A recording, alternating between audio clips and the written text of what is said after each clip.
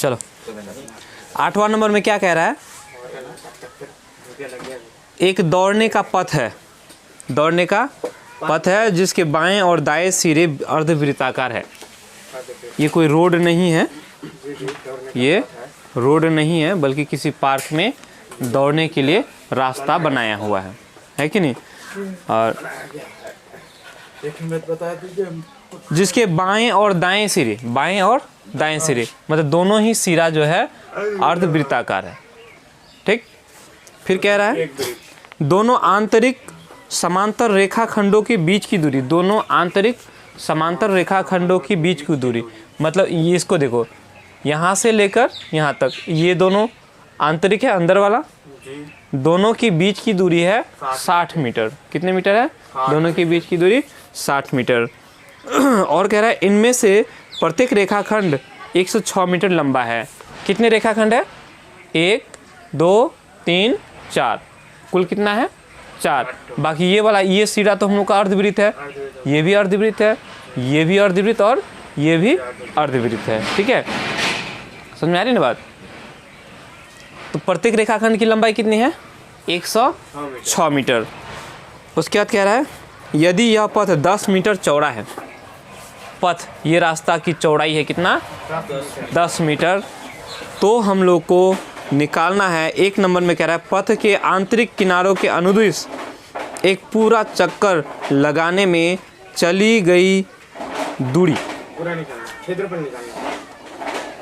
1 number में कह रहा है पथ के आंतरिक किनारों के अनुदिश, किनारों के अंदर, हाँ, परिमाप निकालना है। आंतरिक किनारों के अनुदिश जो है, हाँ, एक पूरा चक्कर लगाने में चली गई दूरी, एक पूरा चक्कर लगाने में चली गई दूरी। यहाँ से चलना शुरू करेंगे, चलते चलते अंदर अंदर चलेंगे और यहाँ आएंगे तो ये पूरा कितना हमने चला है कि नहीं। अगर आयत की अगर बात होता तो वैसे देख के बता देते ना। अब चूंकि यहाँ अर्धवृत्त है तो अर्धवृत्त का फीता बैठा के मापना पड़ेगा क्या, तो हम लोग फीता में बैठा के नहीं क्यों जाएंगे, जब बताया तो हम लोग आसानी से बना लेंगे। मैं तो बना ही रहे हैं। उसके बाद कह रहा है पथ का क्षेत्रफल, और पथ का क्षेत्रफल भी निकालना है। हाँ, पथ का क्या निकालना है? क्षेत्रफल, मतलब कितना जगह घेरा है ये पथ, उसको निकालना है। तो इसको सहूलियत के लिए हम लोगों ने क्या किया, इसको इस तरह से, ये चूंकि 60 मीटर है, क्या है? 60। दोनों आंतरिक समांतर रेखाखंडों के बीच की दूरी कितना है? 7 मीटर है, ओ सॉरी 60 मीटर। तो हम अगर इसको आधा कर ले, आधा में अगर हम लोग बिंदु मान ले तो हो जाएगा 30 मीटर। आधा तो करना ही पड़ेगा ना, क्योंकि ये अर्धवृत्त है ना, अर्धवृत्त है ना जी। तो अर्धवृत्त को जाकर के जो चिपकाएंगे तो ये और ये वाला हिस्सा बराबर हो जाएगा, होगा कि नहीं। मतलब ये भी 30 मीटर, ये भी 30 मीटर, ये भी 30 मीटर और ये भी 30 मीटर।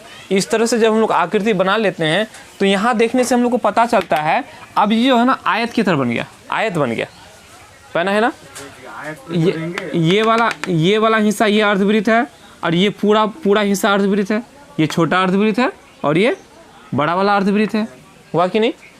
ये भी आयत हो गया और ये भी आयत हो गया, है ना। हम क्या कर सकते हैं, आयत इसका क्षेत्रफल और इसका क्षेत्रफल को जोड़ देंगे। उसके बाद क्या करेंगे, ये दोनों चूंकि अर्धवृत्त है, दोनों सेम है, और दोनों सेम है तो एक का निकाल के 2 से गुना कर देंगे। परिमाप निकालना है ना सर, क्षेत्रफल की बात कर रहा हूँ। क्षेत्रफल पूरा निकालने के लिए तो क्या करेंगे, इन दोनों का क्षेत्रफल निकल गया। उसके बाद क्या करेंगे, इस पूरे में से ये बड़ा वाला में से छोटा को काट के हटा देंगे। इसको काट के इसका क्षेत्रफल नहीं निकालना है, लेकिन इसको निकाल के तो काटना पड़ेगा ना। बड़ा वाला का निकालेंगे तो इसका भी तो निकल जाएगा, नहीं निकलेगा। यहाँ तक हुआ 30 मीटर और यहाँ से लेकर यहाँ तक 40 मीटर हो गया ना। तो पहले हम लोग क्या क्या दिया हुआ है वो थोड़ा लिख लेते हैं, पहले थोड़ा आसान हो जाएगा। लिखेंगे हल तो लिखना ही है।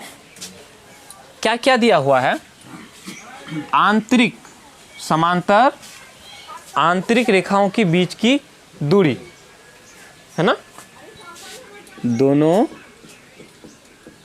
समांतर या दोनों आंतरिक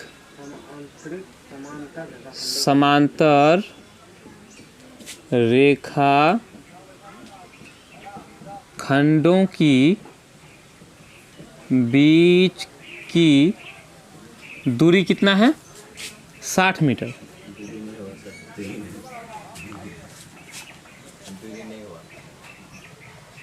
हो रहा 60 मीटर हो गया, है ना। उसके बाद फिर क्या कह रहा है? कह रहा है कि प्रत्येक रेखाखंड, हाँ, प्रत्येक रेखा खंड खंड की लंबाई बराबर है 106 मीटर। कितना है? 106 मीटर। सड़क की चौड़ाई, सड़क की चौड़ाई, पथ की चौड़ाई चलो, पथ की 10 मीटर है। चौड़ाई बराबर 10 मीटर। इतना तो हम लोग का दिया हुआ है कि नहीं? तो एक नंबर में हम निकालेंगे। क्या निकालना है? क्या कह रहा है?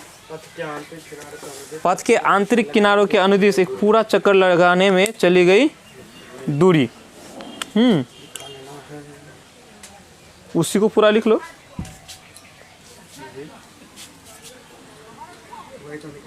पथ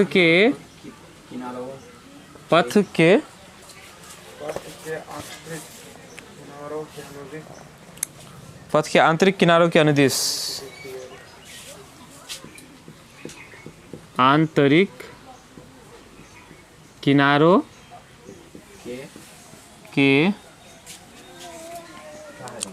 के अनुदिश एक पूरा चक्कर लगाने में चली गई दूरी कितना हो जाएगा?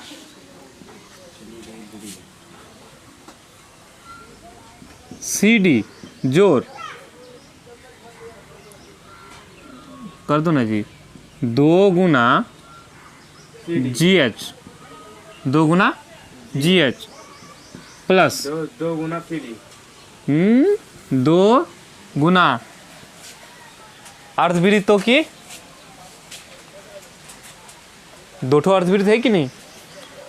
नहीं है जी, एक ठो ये एक ठो ये अर्धवृत्त ना है।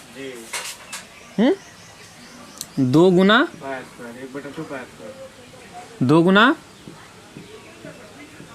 अर्धवृत्तों का ये परिधि, यही होगा ना जी। GH कितना है? कितना लंबा है? 106 मीटर। अर्धवृत्त की परिधि, तो अर्धवृत्त बोले तो 1/2 2 पाई आर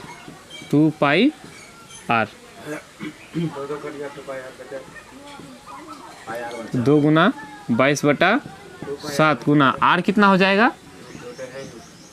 30 मीटर। त्रिज्या कितना होगा? 30 मीटर। यहाँ से यहाँ तक 30 मीटर त्रिज्या हो गया। 30 मीटर कटेगा? नहीं कटेगा। 22 दूनी 44 हो ना। 4 × 12 132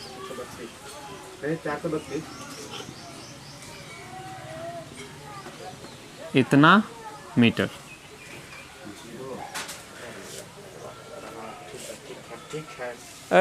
ये लेने बोला है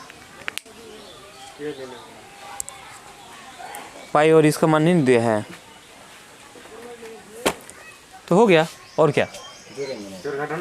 होए ठीक है बात तो जी। 7 दूनी 14 7 1 8 7 दूनी 14 जोर